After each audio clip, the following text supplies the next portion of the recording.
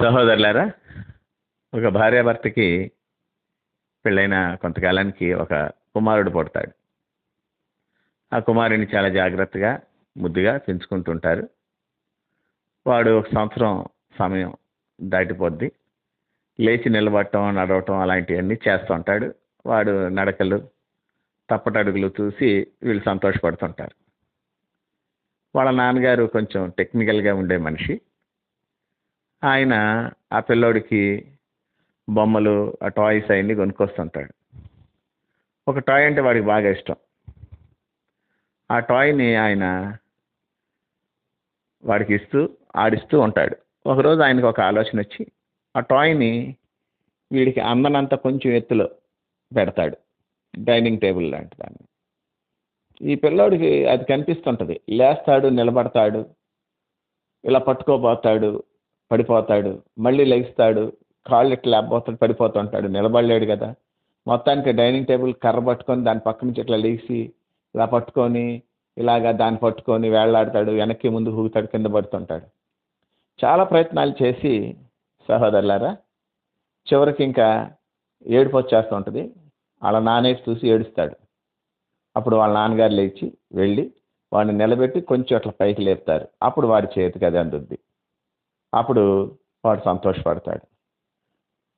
సహోదరులారా, వాడు ప్రయత్నించి విఫలమైన తర్వాత ఆ తండ్రి అతనికి ఇచ్చాడు. మన జీవితాల్లో కూడా కొన్నిసార్లు మనం గమనిస్తే మన ప్రయత్నాలు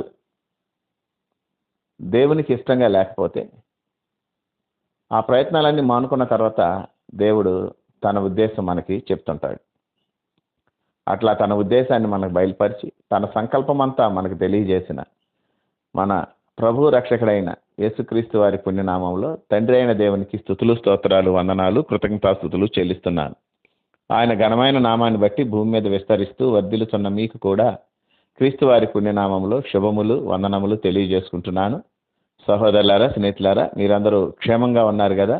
మరొక రోజు మీతో కలిసి దేవుని వాక్యం ధ్యానం చేయడానికి ప్రభువు మనకిచ్చిన కృపను బట్టి ప్రభునందు ఆనందిస్తూ స్తుతిస్తూ నేటి వాక్య ధ్యానాన్ని సామెతల గ్రంథము 16వ అధ్యాయము 1వ వచనం నుండి ధ్యానం చేస్తాం. సామెతల గ్రంథము 16వ అధ్యాయము 1వ వచనం. హృదయాలోచనలు మనుష్యుని వశము, చక్కని ప్రత్యుత్తరం ఇచ్చుట యెహోవా వలన కలుగును. హృదయాలోచనలు మనుష్యుని వశము, చక్కని ప్రత్యుత్తరం ఇచ్చుటకు యెహోవా వలన కలుగును. సహోదరులారా, ఈ సామెతల గ్రంథంలో చాలా చక్కని వాక్య పరంపర మనం గమనిస్తుంటాం. జ్ఞాని అయిన వాడు బైబిల్లో పొందుపరచటానికి అన్నట్లు రాయలేదేమో కానీ తాను రాస్తున్నప్పుడు దేవుడు అతను తోడైండి కొన్ని తరాలకు లేదా కొన్ని వేల సంవత్సరాలకు ఉపయోగపడేటట్లుగా వీటిని రాయించాడు. ఈరోజు మనకు ఉపయోగపడుతూనే ఉన్నాయి. ఇక్కడ మనం గమనించినట్లయితే దేవుని బిడ్డలారా, హృదయాలోచనలు మనుషుని వశం, చక్కని ప్రత్యుత్తరం అవటం అనేది దేవుడి వల్ల కలుగుద్ది అంటాడు. మీరు చూడండి, ఎప్పుడైనా గమనించారో లేదో, మన హృదయం అనేక విషయాల గురించి అనేక ఆశలు పెట్టుకుంటూ ఉంటుంది. అది చేయాలి, ఇది చేయాలి, వాళ్ళు మనకి ఇది ఇవ్వాలి, లేదు వాళ్ళ దగ్గర నుంచి నాకు ఇది కావాలి, ఇట్లాంటి ఆలోచనల ఆశలు మన హృదయం చాలా వరకు పెట్టుకుంటుంది. దాని యొక్క స్థితి, దాని యొక్క ఇది అదే. చాలాసార్లు ఆలోచనలు కంట్రోల్ అవ్వవు. మంచమే పడుకున్న ఆలోచనలు వస్తాయి, నిలబడిన ఆలోచనలు వస్తాయి, నడుస్తున్న ఆలోచనలు వస్తాయి. ఏ పని చేసుకుంటున్నా ఆ పనిలో మనం ఉంటున్నా ఆలోచనలు వస్తుంటే ఒకసారి అట్లా ఆలోచనలోకి వెళ్ళి వంట పాడవుతూ ఉంటుంది. అట్లాంటి ఆలోచనలోకి వెళ్ళి డ్రైవింగ్ మిస్ అవుతూ ఉంటాం. అట్లాంటి ఆలోచనలోకి వెళ్ళి చాలా విషయాల్లో గబాయిలు మనం పక్కన అక్కడ మిస్ కొడుతూ ఉంటాం. అయితే గ్రంథం చాలా స్పష్టంగా చెప్పింది ఏంటంటే, ఆలోచనలు మన వశంలో మనం పెట్టుకోవచ్చు అని చెప్పి. లేదు పాస్టర్ గారు కంట్రోల్ అవ్వట్లేదు అంటారు. నేను కూడా ఈ తికమక పడ్డా, నేను కూడా కొంత ఇబ్బంది పడ్డా. నిజంగానే నేను మీతో చెప్తున్నా, నేను కూడాను కొన్ని అనుభవించా. చాలాసార్లు ఆలోచనలు కంట్రోల్ అవ్వటం కష్టంగా ఉంటుంది. బైబిల్ సత్యం, నేను సత్యం కానే కాని ఎప్పటికీ. దేవుని వాక్యమే సత్యం. అణుచుకోవచ్చు. ఈ యొక్క ఆలోచనల పరంపరని ఒకవేళ మనము ఆలోచన రాకుండా ఆపలేకపోతూ ఉండొచ్చేమో కానీ ఆ ఆలోచనల్ని కంట్రోల్లో పెట్టుకుంటాం మన వల్ల అవుద్ది. బహుశా నీకు ఆలోచన కలుగుతూ ఉంటుంది, నాకు అనవసరం అని నువ్వు చెప్పుకుంటూ ఉండొచ్చు. లేదు, ఇంకొక చిన్న మాట చెప్తాను మీతో నేను. ఏంటంటే, మనం మన వల్ల కానప్పుడు దేవునికి అప్పగించుకుంటే దేవుడు సమస్తం చేయగలడు, దేనన్నా సాధ్యపరచగలడు. అసలు ఆయన చేయలేదంటూ ఏమీ లేదు. అందుకని పౌలు గారు ఫిలిప్పీ పత్రికలో మాట మాట్లాడతాడు. ఫిలిప్పీలు రాసినటువంటి పత్రిక 4వ అధ్యాయం 6-7 వాక్యాలు మీరు గమనిస్తే, ఫిలిప్పీ పత్రిక 4వ అధ్యాయం 6-7 వాక్యాలు. దేనిని గురించి చింతపడకుడి కానీ ప్రతి విషయంలోనూ ప్రార్థన విజ్ఞాపనముల చేత కృతజ్ఞతాపూర్వకంగా మీ విన్నపములు దేవునికి తెలియజేయుడి. అప్పుడు సమస్త జ్ఞానమునకు మించిన దేవుని సమాధానము క్రీస్తు యేసు వలన మీ హృదయములకు మీ తలంపులకు కావాలంటుంది అని చెప్తాడు. మీ విన్నపం ఏంటో దేవుడికి చెప్పండి. ప్రభా, ఇది నా వల్ల అవ్వట్లేదు, ఈ ఆలోచనలు కంట్రోల్ అవ్వట్లేదు. అప్పుడు దేవుని యొక్క జ్ఞానం, క్షమించాలి, దేవుని యొక్క సమాధానం సమస్త జ్ఞానాన్ని మించిందిగా ఉంటుంది.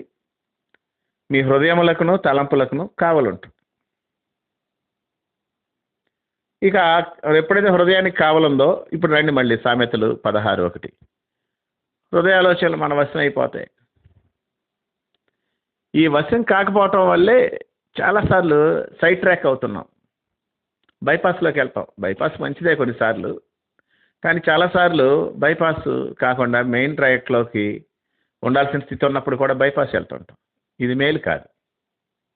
మనల్ని మనం గమనించుకున్నప్పుడు, మనల్ని మనం సరిచూసుకున్నప్పుడు ఎక్కడ మనం ఆపుకోవాలి, ఎక్కడ మనం ఆగకూడదు అనేది కనీస అవగాహన మనకు ఉండాలి. ప్రభువుకు మనల్ని మనం అప్పగించుకున్నప్పుడు ఆయన మనల్ని నడిపిస్తుంటాడు. ఈ ఆలోచనలన్నీ కట్టేసి దేవుని దగ్గరికి రావటం అనేది చాలా గొప్ప నిర్ణయం. నాకెప్పుడు కూడా దావీదు గారు తన కుటుంబాన్ని అంతటిని అమాలేకీలు తీసుకెళ్ళినప్పుడు యాజకుని పిలిచి ఏఫోదు తెమ్మని విచారణ చేయటం మొదలు పెడతాడు.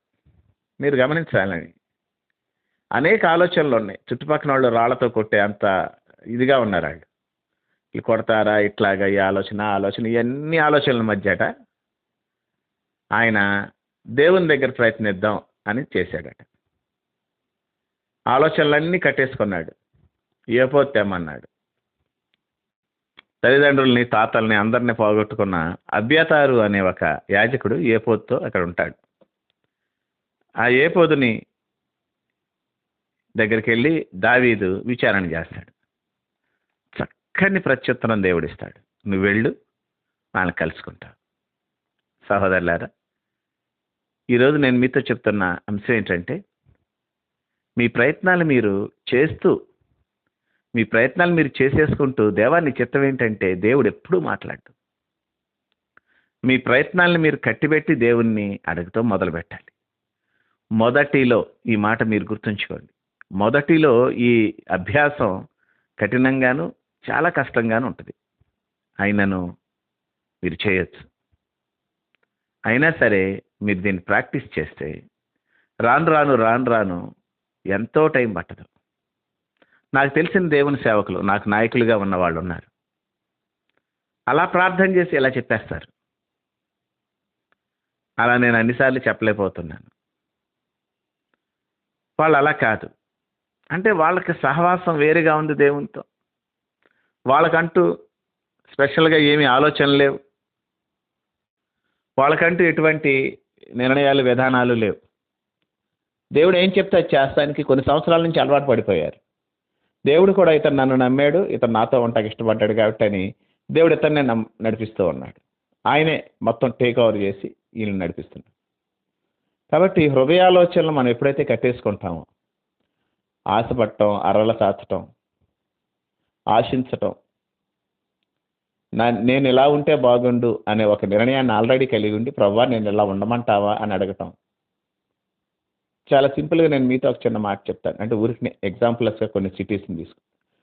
సపోజ్ ఇప్పుడు నేను బొంబాయిని బాగా ఇష్టపడుతున్నాను. లేదా ముంబై అంటున్నారు కదా, ఇప్పుడు ముంబైని బాగా ఇష్టపడుతున్నాను. దేవుడు కాన్సెప్ట్ అసలు ముంబైయే లేదు, కోల్కతా ఉంది. కోల్కతా నాకు ఇష్టం లేదు. నెంబర్ 2, అసలు కోల్కతా మీద నాకు ఐడియా లేదు, అవగాహన లేదు, అసలు దాని గురించిన ఆశ లేదు, ఊసు లేదు. ముంబై నా హృదయంలో ఎందుకో ఉండిపోయింది అట్లా. ఇప్పుడు నేను అడుగుతున్నా దేవుడిని, ప్రభా నేను ముంబై వైపు వెళ్ళొచ్చా అని. ముంబై అనేది ఆయన దృష్టిలోనే లేదు కదా, ఆయన ఎందుకు చెప్తాడు సమాధానం? ముంబై అనేది నీ దృష్టి, నీ దృష్టిలో ముంబైని పెట్టుకుని ప్రభా మరి నీ చిత్తమేనంటావు ముంబై వెళ్ళటం అనేది. అంటే అసలు ముంబై కలకత్తా ఎలాగో ఈస్ట్ అండ్ వెస్ట్ ఎట్లా ఉంటాయో అట్లా ఉన్నాయి నీ ఆలోచనలు. పాపం గురించి గ్రంథంలో రాయబడినప్పుడు పడమటికి తూర్పు ఎంత దూరమో మన పాపములను ఆయన మనకు అంత దూరపరిచి ఉన్నాడు అని రాసింది 103వ కీర్తనలో. నువ్వు ఈస్ట్ వైపు వెళుతూ నువ్వు ఈస్ట్ వైపు వెళ్ళిపోతూ దేవుని ఆలోచన వెస్ట్ వైపు అని ఎరగకుండా ఈస్ట్ని కోరుకుంటూ ప్రభా ఈస్ట్ సైడ్ అట్లా అనుకుంటే చాలా కష్టం సహోదరుడా, సహోదరి. కనుక మన హృదయాలోచనలు మనం కట్టిపెట్టుకుందాం. Whatever God wants to do, let him do. ఆయన చేయనివ్వండి, లెట్ హిమ్ డూ ఇట్. ప్రభా మీరేం చేస్తారు చేయదలుచుకో, కృపకు అప్పగించుకుందాం, ఆయన చిత్తానికి అప్పగించుకుందాం. అంతే. నిప్పుల్లో పడేసిన ఆయనే, నీళ్ళల్లో పడేసిన ఆయనే, పువ్వుల్లో పడేసిన ఆయనే, మొళ్ళలో నడిపించిన ఆయనే. అట్లా అప్పగించుకున్నప్పుడు దేవుడు ఎప్పుడు కూడాను పిచ్చి పిచ్చి ప్రత్యుత్తరాలు ఇవ్వడు. చక్కని ప్రత్యుత్తరం ఇచ్చుట యెహోవా వలన కలుగును. ఇప్పుడు మళ్ళీ చదువుతాను ఈ వాక్యం. హృదయాలోచనలు మనుష్యుని వశము, చక్కని ప్రత్యుత్తరం ఇచ్చుటకు యెహోవా వలన కలుగును. కాబట్టి సహోదరులారా, మీరు గమనించాల్సిన అంశం ఏంటంటే, దయచేసి మీ హృదయాలోచనలు ఆపుతూ, ఆ పిల్లవాడు నేను మీతో చెప్పాను కదా, ఆ భార్యాభర్తలకు పుట్టిన పిల్లాడు తనకు కావాల్సిన టాయ్ అందుకుంటాకి పైకి లేచి లేచి లేచి అన్ని విధాల ప్రయత్నించి ఇక నా వల్ల కాదని కూర్చొని ఏడుస్తూ తండ్రి వైపు చూశాడు. అప్పుడు తండ్రి అందించాడు. మన వల్ల అయినా మనం కాదని చేతులు కట్టుకొని కూర్చున్నప్పుడు దేవుడు మనకు అందించేది చక్కగా ఉంటుంది, శ్రేష్టంగా ఉంటుంది. ప్రార్థన. మహాపరిశుద్ధుడు అయిన తండ్రి, ప్రేమ నమ్మకం గలవాడ, మీకే వందనాలు, స్తోత్రాలు, కృతజ్ఞతాస్తుతులు చెల్లిస్తున్నాం. నీ కృపను బట్టి మా జీవితాల్లో నేటి వరకు నీవు ఇచ్చిన నెమ్మదిని బట్టి, క్షేమాన్ని బట్టి, కనికరాన్ని బట్టి నీకు స్తోత్రం. బలమైన దేవుడా, బలమైన కార్యాలు చేస్తూ వచ్చారు. నీ నామహిమాధ్యాయ జీవించడానికి కృప చూపించారు. నేను నిన్ను స్తుతిస్తున్నాం. మా మంచి దేవుడా, నీకే వందనాలు, స్తోత్రాలు. సమయంలో మేము ప్రార్థన చేస్తున్నాం ప్రభు, మేమేమై ఉన్నామో అది నీ కృప అని ఒప్పుకుంటున్నాం. చాలాసార్లు మాకంటూ ప్రత్యేకమైన ఆలోచనలు, ప్రత్యేకమైన కోరికలు పెట్టుకొని, మా కొరకు చాలాసార్లు నా ప్రభు నాయన కొన్ని ప్రణాళికలు వేసేసుకొని, మీరు చిత్తం అయినా కాకపోయినా వాటిని చేసుకుంటూ ప్రభు నీ చిత్తం చెప్పు, నీ చిత్తం చెప్పు అంటూ పనంతా పూర్తి చేసేసుకుని ఒక విధమైనటువంటి మాయ మనుషులం ప్రభు, ఒక విధమైన మోసగాళ్ళమే నాయన. ఇదంత మోసం. దేవుని చిత్తం కొరకు కనిపెడుతూనే ఉంటాము, దేవుడి దగ్గర చూస్తుంటాం, దేవుని చిత్తం కనిపెడుతుంటాం, మా పని మేము చేసేసుకుంటూ ఉంటాం. అయ్యా, ఆయన చెప్పకపోతే నేను ఇలా చేస్తాను అనే దృఢ సంకల్పం మా హృదయాల్లో పెట్టుకొని నేను మరలా అడగటం ఒక విధంగా వేషధారణ, మోసమే. ఇట్టి మోసకరమైన స్థితి నుంచి మమ్మల్ని తప్పించండి. నీ కొరకు జీవించడం మాకు నేర్పించు. హృదయాలోచనలు వశపరుచుకుంటాం, నీ ప్రత్యుత్తరం కొరకు కనిపెట్టడం మాకు నేర్పించే దేవుడని నమ్మి నిన్ను స్తుతిస్తూ, ఘనత, మహిమ, ప్రభావాలు యుగయుగంలో మీకే ఆరోపిస్తూ, మా ప్రభువును రక్షకుడైన యేసుక్రీస్తు వారి పుణ్యనామమున కృతజ్ఞతాస్తుతులు చెల్లించి వేడి బ్రతిమాలుకొనుచున్నాము తండ్రి. Amen, amen, amen.